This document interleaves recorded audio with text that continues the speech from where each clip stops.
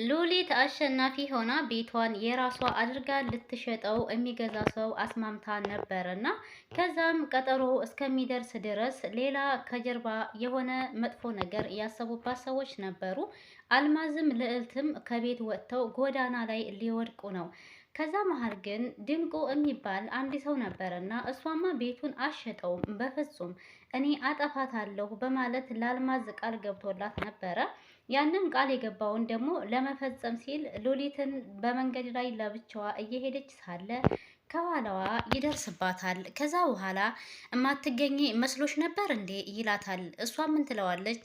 እኔ ከማንም አልተደበቅኩም ስትለው ከማንም ካልተደበቅሽማ ዛሬ የመጨረሻ ላሰናብትሽ ነው የመጣሁትኝ ለንስሐ 3 ደቂቃ እሰጥሻለሁኝ በማለት እያስፈራራት ሳለ ጓደኛዋ ከጀርባ መጥቶ ሰውየውን አናቱን ይለውና ይወድቃል። በዛ መሀል እሷ ትተርፋለች ማለት ነው። እንግዲህ ቤቷን የራሷ አድርጋ ልትሸጥ ያለች ጎበዝ፣ እነሱ ደግሞ እሷማ መሸጥ የለባትም በማለት አልማዝም ሰውየውን ቀጥራው ነበር እና በዛ ምክንያት ነበር ሉሊትን ሊገላት ያሰበው፣ ግን ደግሞ አልተሳካለትም። አሁንም ወደፊት ሉሊት አሸናፊ ትሆናለች። ቤቷንም እሸጣለሁ እንዳለች ትሸጣለች ብዬ አስባለሁ። ከዛም በኋላ የኤልሳ ወንድም ነበረ ሰውየውን የመታውና ሉሊትን ቀጥታ ወደ ቤት ይዟት ይሄዳል። ለቤት ከሄዱ በኋላ ቁጭ በይ ይላትና ቁጭ ባሉበት እያወራት አይዞሽ አሁን ደህና ነሽ አይደል ተረጋጊ ይላታል። ከዛ ሉሊት ምን ትላለች? እንዴት ነው የምረጋጋው? ሊገለኝ ነበር እኮ እያለች ትለዋለች ማለት ነው። የኤልሳ ወንድም ነው እንግዲህ በሰዓቱ የደረሰላትና ህይወቷ እንዲተርፍ ያደረገው። እሱ ባይደርስላትና ሰውየውን ባይመታው ኖሮ ሉሊትን ተኩሶ ይገላት ነበረ። ይሄ ድንቁ ነው የሚባለው መሰለኝ ስሙ። ሰላም ሰላም፣ ውድና የተከበራችሁ የቻናሌ ቤተሰቦች እንዴት ናችሁልኝ? ሰላም ናችሁ ወይ? እኔ በጣም ሰላም ነኝ አልሐምዱሊላ። እንዴት ተለመደው ወደ ቻናሌ በአዲስ ቪዲዮ ተከስቻለሁ። ዛሬ ደግሞ በእንጀራ እናቷ የምትሰቃየው ተማሪ ሉሊት በሚለው ድራማ ላይ ተከስችላችኋለሁ። አብራችሁ ይቆዩ። ከዛም ሉሊት ዳዊትን እቅፍ አድርጋው ዳዊት በጣም ነው የማመሰግነው እያለች የምስጋና ቃላቶችን እያወጣች ነበረ እና ካንደበቷ እንደዛ እቅፍ አድርጋው ሳለ ኤልሳ ተደብቃ እያየቻቸው ነበረና ቪዲዮ ቀርጻ ነበረ።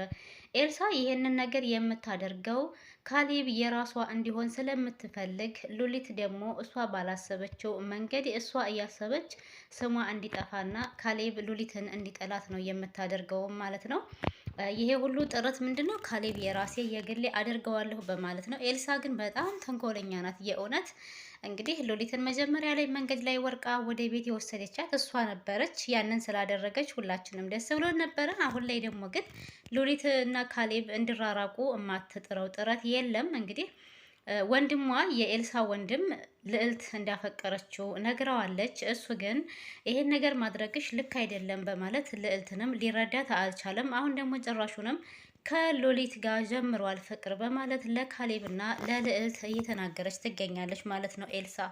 ከዛም በኋላ ምን ይላታል የኤልሳ ወንድም፣ መመስገን አያስፈልገኝም ማንኛውም ሰው እኮ ቢሆን የማደርገው ነገር ነው ይላታል። ሉሊትም አንተ ባደርስልኝ ኖሮ እኮ ገሎኝ ነበረ እያለች ትለዋለች። እሺ ለማንኛውም መመሰጋገኑ ይቆየንና አንቺን እንደዚህ የሚያሳድድሽ በምን ምክንያት ነው? ለምንድን ነው ይላታል። ምን አውቃለሁኝ ምናልባችም የልዕልት እናት ልካው ሊሆን ይችላል በማለት ትነግረዋለች። ከዛም የኤልሳ ወንድም ምን ይላታል ሉሊትን፣ እንዴ እሷ ታዲያ የምትልከው ግደላት ብላ ነው ሲላት፣ አዎ እሷ በጣም ጨካኝ ናት። አሁን ደግሞ ቤቱን እንደምሸጠው ስላወቀች እጅግ በጣም ተስፋ ቆርጣለች። ለዛ ነው እያለች ትነግረዋለች ማለት ነው። ከዛም አሁንም የኤልሳ ወንድም በመገረም እንደዚህ ይህንን ያክል ያጨካከናችሁ ነገር ግን በጣም የሚገርም ነው እያለ ይላታል። ሉሊትም ደግሞ እያደር ሲቆይ ነው የእንጀራ እናቴ ክፋት የገባኝ በማለት ትነግረዋለች። ከዛም እንደዛም እያወሩ እያለ ኤልሳ ገባችና ሉሊት ምን ሆነች ነው ትላታለች። አይ ምንም አልሆንኩኝ ስትላት፣ እሺ እኔ ደግሞ እኮ ዳዊት እጉያው አቅፎ ሲያባብልሽ እና አይዞች ሲልሽ እኮ ምናልባች የተፈጠረ ነገር ካለ ብዬ ነበረ እያለች ትጠይቃቸዋለች። ነገሩን ለማጣራት የማታደርገው ጥረት የላትም። ከዛ ይህንን ስትል ምንም አይነት መልስ ሳይመልሱላት ሉሊት ዳዊት በቃ እኔ ገብቼ አረፍ ልበል በማለት ከተቀመጠችበት ትነሳለች ማለት ነው። ከዛ ዳዊትም ይሻላል ይላታል። አዎ ትልና ሉሊት ተነስታ ወደ መኝታ ክላሷ ትሄዳለች። ልክ እሷ ከሄደች በኋላ ኤልሳም ወንድሟን ምን ተፈጥሮ ነው በማለት ስትጠይቀው ድንቁ የሚባል ሰው ሊገላት ሽጉጥ ደቅኖባት ነበረ እና ከዛን አድኛት ነው ይላታል። ኤልሳም ምን ትለዋለች? አዎ ይላል። ኤልሳም የደነገጠች በመምሰል ቆይ ማን ነው ድንቁ ትለዋለች። ከዛ ዳዊት ምን ይላታል? ከልዕልት እናት ጋር የሚመሳጠረው ያ ይላትና አደገኛው ሰውዬ ይላታል።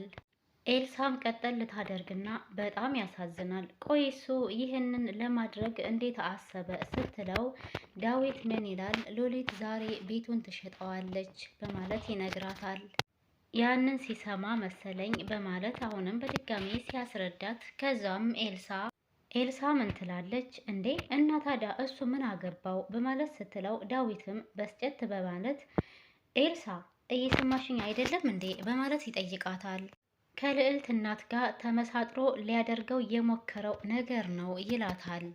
ይህንን ሲላት ኤልሳ ምን ትላለች? ኦ ለዛ ነበረ እያጽናናሃት የነበረው ትለዋለች። ከዛ ዳዊትም ምን እያደረግሽ እንደሆነ ሊገባኝ አልቻለም በማለት አሁንም በድጋሚ ይጠይቃታል።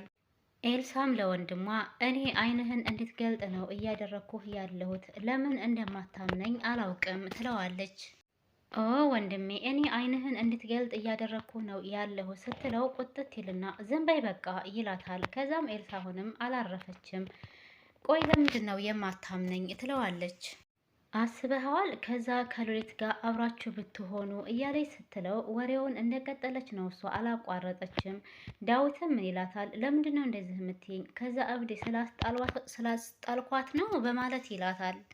እሷም ወሬዋን ቀጥላለች። አስበው እስኪ ሁለታችሁ እኮ አንድ ላይ ብትሆኑ እያለች ስትል እሱም ምንም አይነት ጥሩ ፊት አልሰጣትም። ዳዊት ማለት ነው ወንድሟ። ነገርኩሽ ሁለተኛ እንደዚህ አይነት ወሬ እዚህ ቤት እንዳታወሪ እኔ ፊት ለፊት በማለት ይቆጣታል ማለት ነው። የመጨረሻችን ነው የሚሆነው ይልና በቁጣ ብድግ ብሎ ካጠገቧ ትቷት ይሄዳል ኤልሳን። ከዛም ኤልሳ አይ ወንድሜ በዚህ ኩራት የምትቀጥል መስሎሃል? ከአንደኛቸው መሸነፍህ አይቀርም፣ አንደኛቸው አሸንፈው የራሳቸው ያደርጉሃል እያለች ለብቻዋ ታወራለች ማለት ነው። እንግዲህ ልዕልትና ዳዊት እንደተፋቀሩ ነው የምታውቀው። አሁን ግን ልክ ሉሊት ዳዊትን የምታፈቅረው አስመስላ፣ ኤልሳ ደግሞ ለራሷ ካሌብን የብቻዋ ለማድረግ ስለምትፈልግ በጣም በቃ እንትን የሆነ ጥሩ ጥሩ ነገሮችን እያወራች ወንድሟን እና ሉሊትን አንድ ላይ ለማጣበስ ትፈልጋለች ማለት ነው። ምክንያቱም ሉሊትና የእሷ ወንድም አንድ ላይ ሆኑ ማለት ካሌብ የራሷ የግሏ ሆነላት ማለት ነው። ለዛ ማስባ ይመስለኛል ይሄም ሁሉ የምትጥረው። ልዕልት ደግሞ የእሷን ወንድም በጣም ተወደዋለች። እሱ ግን ማንኛቸውንም ሊወዳቸው አይችልም። ማለትም እንደ እህቶቹ አድርጎ ነው የሚያያቸው። የሚረዳቸውም የሚያግዛቸውም እንደ እህቶቹ እያየ ስለሆነ አሁን ላይ ምንም አይነት ነገር የለም ማለት ነው። ውድና የተከበራችሁ ቤተሰብ እንግዲህ ስለዚህ ድራማ ሁላችሁም ትከታተላላችሁ፣ ታውቃላችሁ። አሁን ሉሊት ጨክና ቤቷን ትሸጣለች፣ የራሷን ንብረት ታደርገዋለች ወይንስ አልማዝ እንደፎከረችው ታሸንፍና ቤቱ እንዳይሸጥ ታደርጋለች? እንዳያችሁት አልማዝ እንግዲህ ከቤት ሻንጣዋን ይዛ በጣም አረመኔ ነሽ፣ ስንትና ስንት ነገር ለፍቼ አሳድጌሽ ያንን ውለታዬን ራሱ ትክጅኛለሽ በማለት እያለቻት ነበረ። ቤቷ ድረስ መታ ያው ቤቷን እያየችው ነበር ማለት ነው ሉሊትም። አልማዝም ደግሞ ሻንጣዋን ጠቅልላ እየወጣች ተገናኝተዋል። ማን ያሸንፋል የሚለውን ወደፊት አብረን የምናይ ይሆናል። ውድና የተከበራችሁ የቻናል ቤተሰቦች ለዛሬ የነበረን ቪዲዮ ይህን ይመስል ነበረ። አዲስ የሆናችሁ ሰብስክራይብ ማድረጋችሁን አትርሱ። ነባሮች ደግሞ ላይክ ሼር እያደረጋችሁ አበረታቱኝ። ላይክ ሼር እያደረጋችሁ ለምታበረታቱኝ ውድ እህት ወንድሞቼ ምስጋኔ ከልብ ነው። አሁንም ድጋፋችሁ እገዛችሁ አይለየኝ። በሌላ በአዲስ ርዕስና በአዲስ ቪዲዮ እስከምንገናኝ በያላችሁበት ሰላማችሁ በዝት ትርፍ ይበልልኝ እያልኩኝ በዛው ልሰናበታችሁ። ሀሳብ አስተያየት ካላችሁ ኮሜንት ላይ ያስቀምጡልኝ። አዲሶች ሰብስክራይብ አድርጋችሁ ሰብስክራይብ መልሽ ይበሉኝ። እኔም ከችላለሁ ወደ ቤታችሁ። ባይ ባይ።